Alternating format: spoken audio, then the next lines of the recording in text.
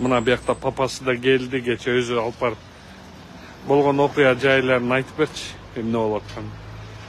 Деген кызымды частный стоматологический центрге алып барган, Дентамакс деген.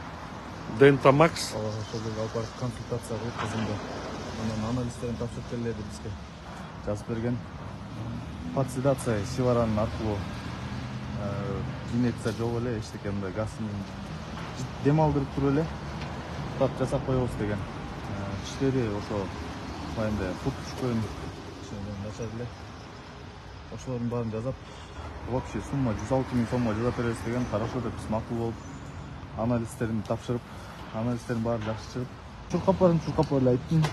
Ушундай болуптур десем эле келинчегим экөөбүз чуркап. Бай реанимационный блоктун эшиктери магнитка менен жабылып атты. Чуркап кирсек эле эшиктер жабык, анан кол менен уруп, эмесе врачтар ачып берди. Кирсем кызым көп болуп калган. Уже ал bir жарым саат жаткан немеси бар да, ал жерде мурда эле каза болуп калган окшойт. Ошол врачтар шалааты кылып жана айтып кызымды жаткырып коюштур. Келинчегим кызымды колуна алып эле